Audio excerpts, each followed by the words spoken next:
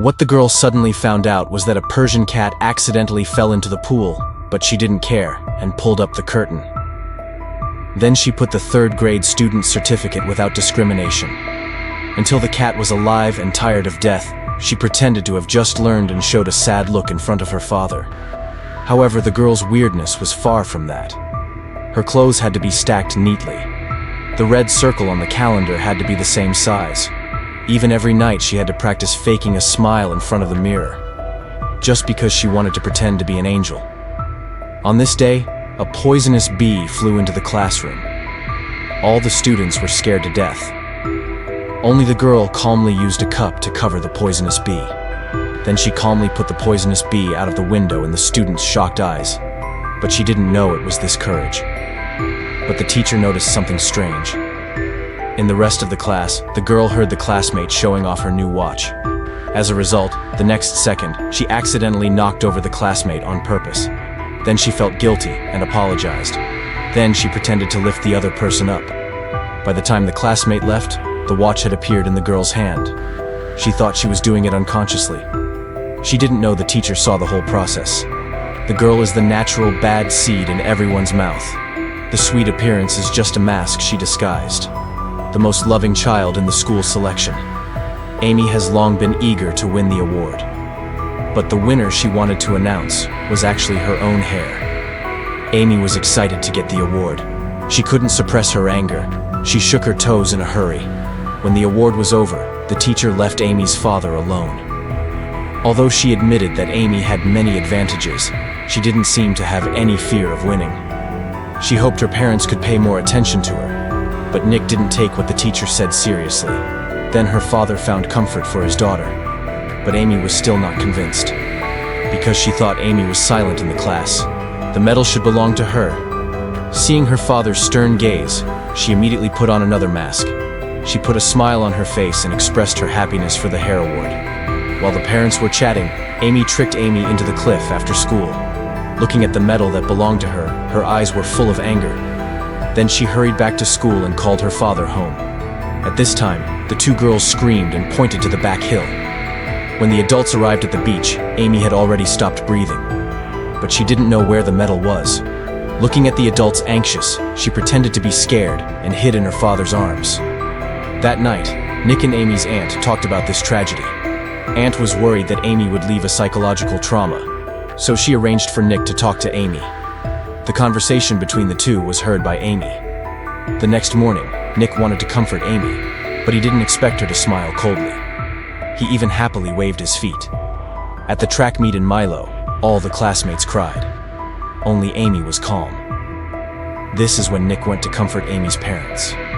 When the other party greeted Amy, Amy was shocked and cried sadly. But the other party raised the medal. Well, I think maybe it's him to the bottom.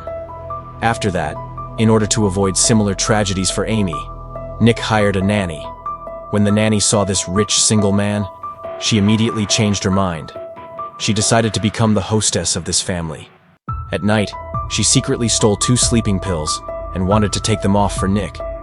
Then she touched the bed unconsciously, but she didn't expect that all this was cut by Amy. So she grabbed this handle and began to call the nanny to bring tea and water. Now go and get me some ice cream, you little bitch. Bring me a couple of cookies while you're at it. But the next day, the teacher suddenly brought a lawyer to the door. It turned out that the school guessed that Milo might have died of a car accident, because she not only can't swim, but also has a high degree of fear. So she had no reason to climb the cliff. And someone saw Amy and Milo there, so they wanted to get to know the situation with Amy. When Amy, who was hiding in the corner, learned about it, she decided to stop the accident. Amy, we'll show ourselves out. Yeah, sure. Amy's perfect acting fooled everyone. Even the nanny was shocked. When Nick was wrapping up for Amy, he mentioned that he went to the edge of the cliff that day. Amy denied it and stood up in anger. At the same time, she said that the teacher was lying. The reason is that the teacher has always hated herself. Although Amy looks pitiful and innocent, but to prove her innocence the next day, Nick sneaked into Amy's room. At that time, a teddy bear accidentally fell off the bed. When she was bending over to pick it up, Amy rushed in. She asked Nick why he didn't go into her room without his permission.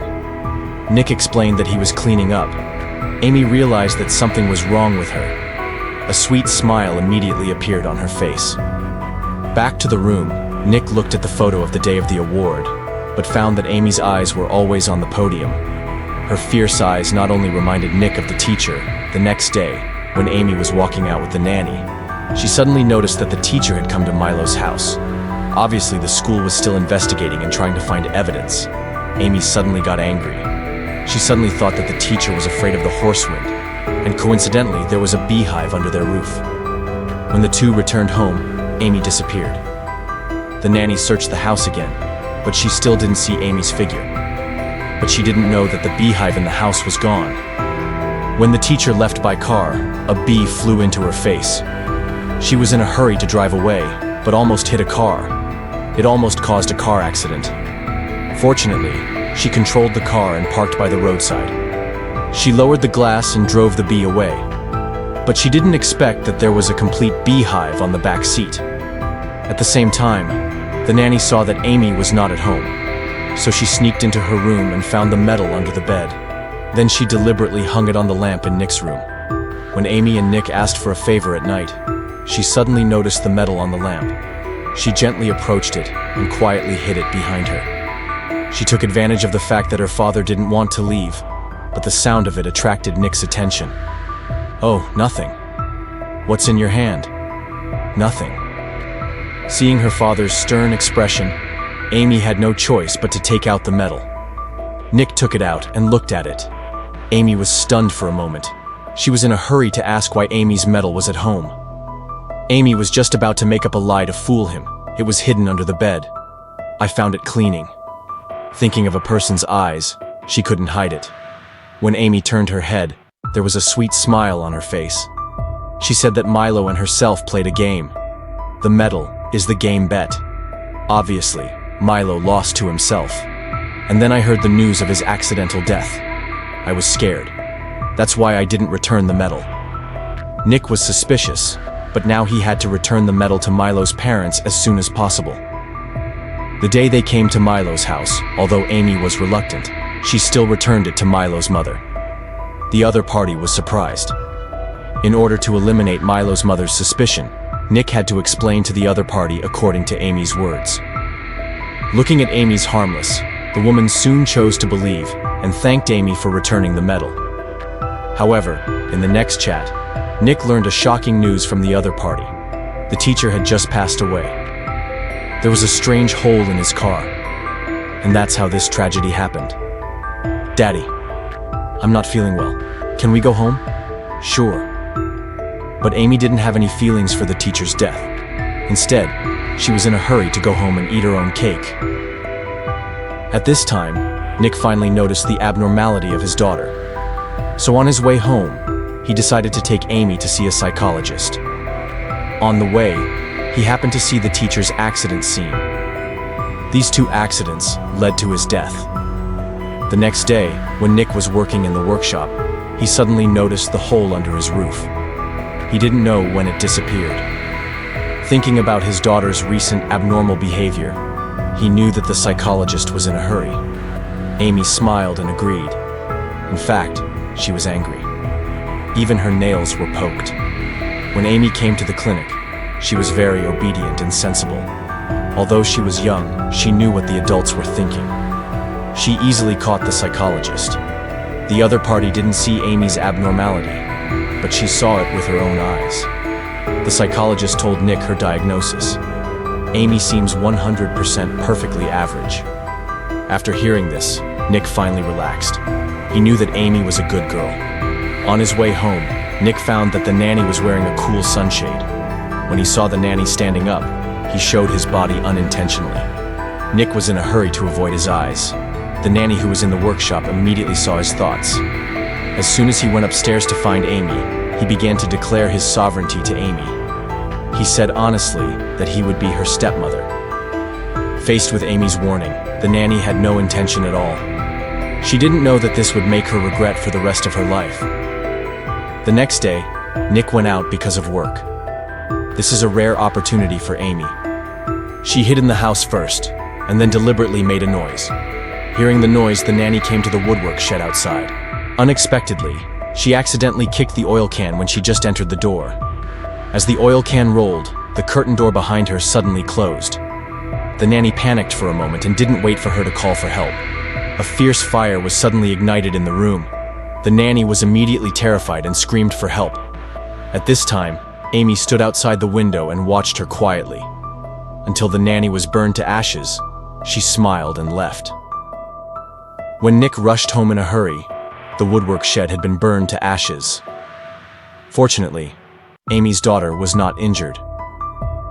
Faced with the police's interrogation, Amy calmly lied that the fire was caused by the nanny secretly smoking there. But Nick already suspected that Amy had done it. After all, it was his own daughter. Nick didn't want her to be sanctioned by the law. The next morning, a call from Yitong quickly woke Nick up. It turned out to be a call from the police chief. The other party found some doubts through the scene investigation and asked Nick and Amy to cooperate with the investigation. Nick and his daughter were frightened and deliberately delayed for a few days. Then he came to his daughter's room. "Amy, pack your things. We have to leave." Nick brought Amy to a small house in the countryside to avoid the police's investigation. However, the next evening, Nick received a call from the police chief again. He said that someone deliberately set fire to kill the nanny. Nick was even more certain that Amy was the murderer. He didn't know that Amy had heard the call. Someone had to bear the death of the nanny. So the next evening, he quietly turned on all the gas. Then he came to the lake and quietly waited for his father's death. Fortunately, Nick woke up in a hurry and noticed something was wrong with him. He hurriedly opened the window to ventilate and immediately turned off the gas.